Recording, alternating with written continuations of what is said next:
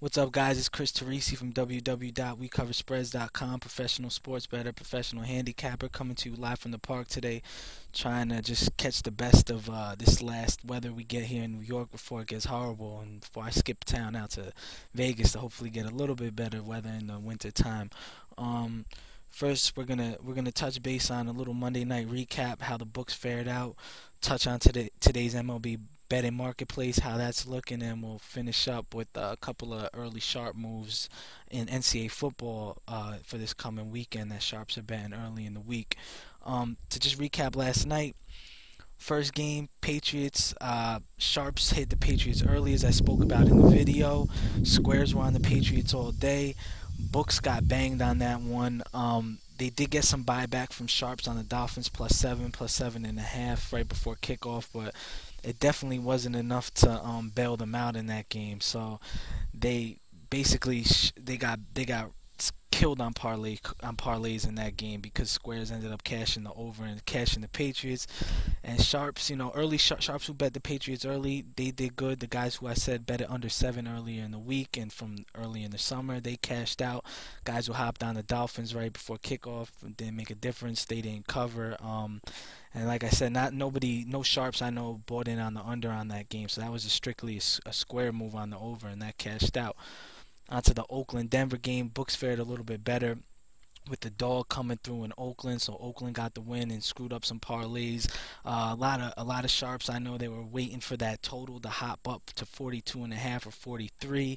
It didn't happen, so books ended up losing out on that one. They knew sharps wanted the under in that game, but I guess they kept it right under 43, so they saved themselves there.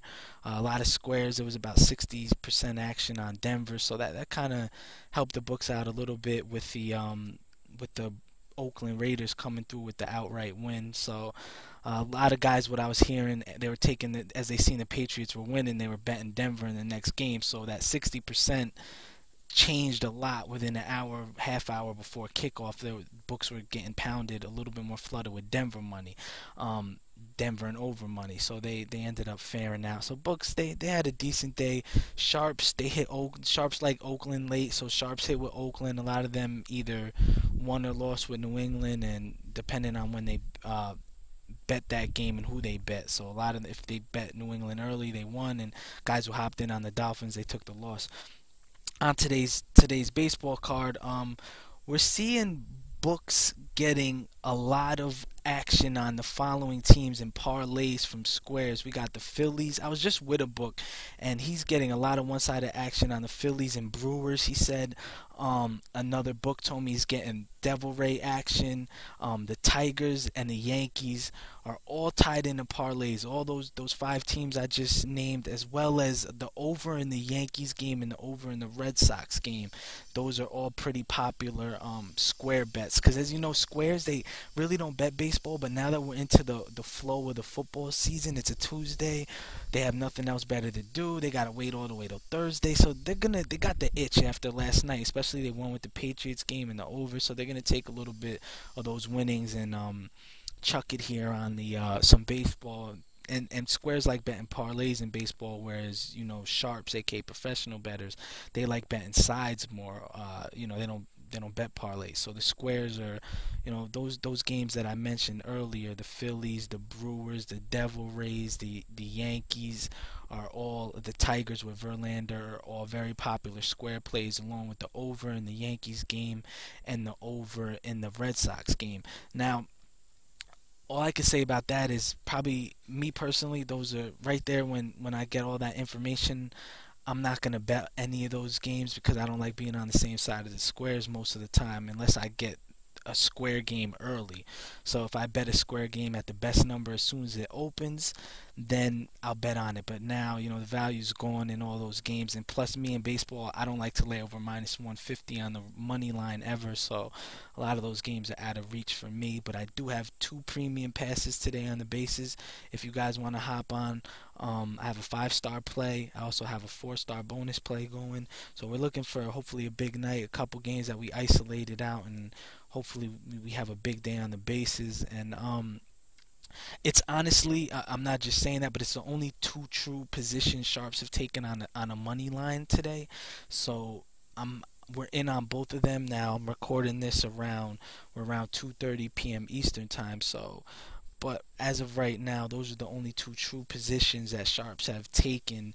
If you guys follow me on Twitter at Chris Torrisi, ChrisTorrisi, I'll probably add some late MLB updates if sharps hop on any other games. But that's pretty much going to cover the MLB breakdown for today because, like I said, sharps are kind of gearing up, pounding away at the weekend football lines and numbers, and it's a little bit down with baseball action today.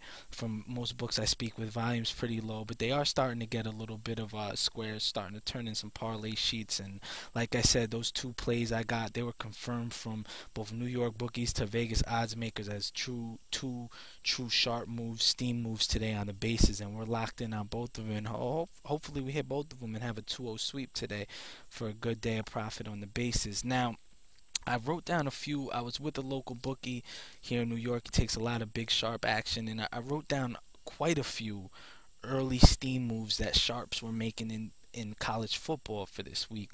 So if you guys want to get your pen ready, jot them down. Now, a lot of these games they may buy off of. So what that means is sharps may be just taking the best number early because they got this beating out a key number, and they may bet the other way on game day. Some of it could be head fake money, whereas sharps are just moving the line to a more favorable number in case they're scared that the betting public isn't going to do that, and then they'll bet the other way. But for most cases on most of these games, that's not the case. But with some of the early favorites that were bet, that could be the case. They could buy off the early favorites come game day, such as one is Bowling Green.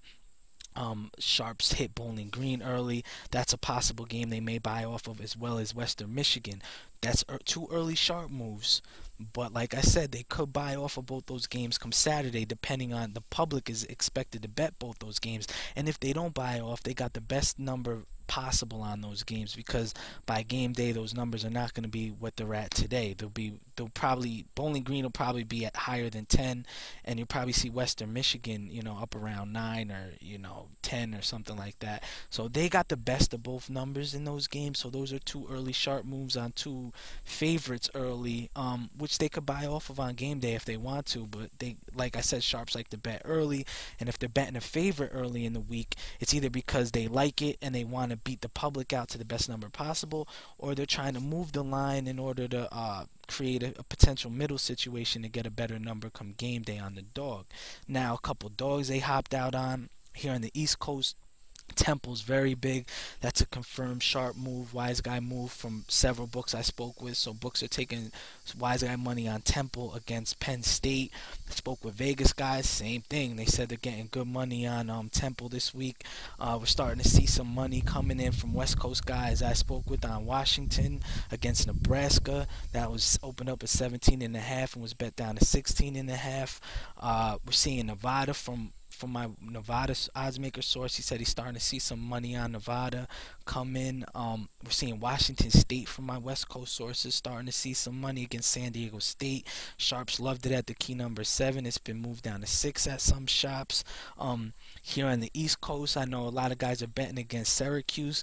They laid the points with USC at 14.5 all the way up to 16.5, and so they could buy off of that come game day. If it crosses 17.5, they could have a ticket of 14.5 on USC, ticket of 17.5 on Syracuse, and say if USC wins by 17, and they cash 2 tickets and middle the books for a good one. So those are a few early games that definitely saw some definite wise guy action. There's a few more, but I may be playing a couple of those, and maybe a couple of the ones I already named to you guys I may have a play on as well.